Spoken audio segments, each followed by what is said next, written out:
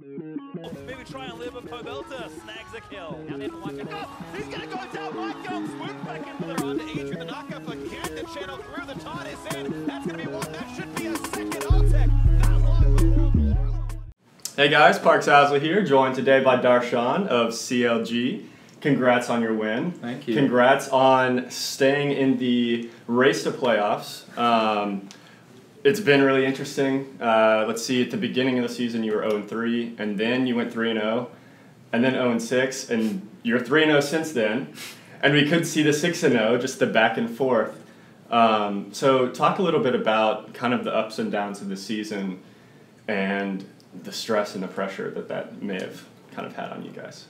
So I think LCS is just like such a long competition, you know, with matches every week, and I feel like CLG especially, like, we really do have a roller coaster of performances. There's times where we're consistently good, and then there's times where we've been consistently bad as a team. So I think now we're kind of like figuring our stuff out because we've had some time together, and things are definitely on the upswing. I think there's a lot more to learn, but everyone understands that if we lose one game, playoffs is 99% gone. So we want to keep whatever hope we have alive to make it to playoffs, because, you know, nothing feels more terrible than to, you know, be an LCS player, like, spend day in, day out practicing to be the best, and then you don't even make playoffs. Yeah.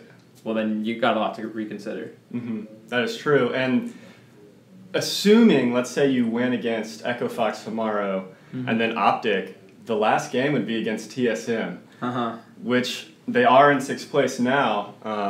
That would be really interesting to see. Yeah, nothing would be more sweet than our winning game kicking TSM out of their first playoffs ever. Yeah. Especially because we haven't beat them in such a long time. So I think I'm really looking forward to that matchup, especially like beating Echo Fox, beating Optic. That's going to be just like probably the most epic CLG TSM match in a long time. It would be. Maybe even more fun to watch than the finals. Yeah. Because, yeah, knocking them out. There's a lot on the line. There's so fun. much on the line in that match. So I'm really looking forward to that. Yeah, I am too. Talk to me a little bit about the pressure that you personally may have faced, kind of as a veteran for CLG, as someone who's always so solid, kind of facing some of these losing streaks. How have you personally kind of handled that? So I think there's always pressure to perform, especially with the expectations that you may put on yourself. So for me personally, the only reason I play in LCS is to be the best, is to compete. I'm not really looking to build, like, my main focus isn't to build my brand. My main focus isn't to do other things. I just want to win. I just want to be the best. And so, yeah, losing 6 games in a row, that can really suck. But we just got to look at what can we change, what can we fix, what do we need to change about my routine, what do we need to change about my mindset, what do we need to change about my practice, what do we need to change actually when we're playing the game. And so as long as you're just constantly reflecting and being brutally honest with yourself and the team, you'll be able to make progress, you'll be able to improve, or you'll be able to figure out that maybe this isn't the right team for me, maybe this isn't the right environment. But I definitely don't feel like that at all. So I think there's so much to improve still, and even though we're getting these wins, you know, we're not playing amazingly, we're just improving. And so we just got to keep on that upward trend. That is good to hear. And you, CLG uses an esports psychologist. How much have you been able to kind of rely on that, and how much has that influenced your ability to kind of not tilt and come back kind of after these losing streaks? So I had previously trained with, since I'm a veteran, I've previously trained with a lot of esports psychologists such as Weldon. So I've already learned like a lot of the basic concepts, but it's really helpful to have someone like that around to remind you the importance of those things, like mindfulness, like how she can help you with tilt, if you're dealing with like pressure, anxiety, stress, like how to properly cope with that. So I think it's just always helpful to have that, especially for some of the players who haven't had that before. So I'd say she's definitely a positive benefit and kind of has knowledge that most people in esports don't have. So it's great. Yeah, that's really interesting. So I'm glad that that's been able to kind of help y'all out. Yeah, definitely. So you play a lot for the team. And the casters were talking about it some. This game specifically, there was a double stacked minion wave top when you were already behind in CS, and you saved your teleport.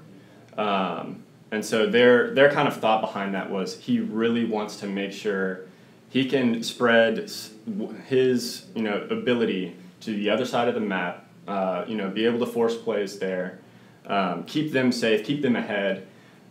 So what's kind of your thought behind that? Like, why save the TP there when the bot lane's already 3-0 so early on, and you're kind of the one that's behind, I guess, on the team? So in that specific situation, I felt like the only thing they could do was make a play bottom. So if I just held my TP when we're already winning bottom, then they can't really do anything. So it's definitely like when I'm playing champions like Maokai and the game, like, you know, mid's winning, bottom's winning, I don't need to be greedy. I don't need to be more selfish. I just need to make sure that what's already working continues to work. So I don't really mind playing for the team or being selfless when it's my role to do that. And I'm also good at being greedy or selfish when I need to do that. It's just that this past game we just played called for me being a more selfless player. Awesome. Well, that's good insight. Thanks.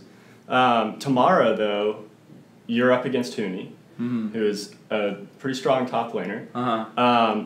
But you also are up against a bot lane who's been kind of struggling recently. So do you think this is kind of a style that you may pull out again, you know, just survive the lane, make sure that you are able to assist the bot lane? Like, if Stixxay and Biofrost perform well, maybe that's the key to a win? Or do you think maybe it's like, give me resources so that I can beat Huni and keep him down? It could be a little bit of either, honestly. It just kind of depends on what champions I'm playing. Like, if I end up in a Maokai situation again, then yeah, like, help the bottom lane if they've got that great matchup. If I'm in a carry situation, if I'm in another situation, then give me resources, I'm going to beat Huni. That's what like last time I played against Huni, I was in a slightly advantageous matchup. He played pretty well, getting like an early lead, but I was still comfortable to, you know, like with the help of Rainover, like beat him, solo kill him, and pressure him out. So I'm pretty confident, like either way, like I can rely on my team to win, and I don't have to win lane, or I can beat him. So it just comes down to whatever it is, you'll be able to fit the play style. Exactly. Awesome. No need to be one way. Awesome. I like that.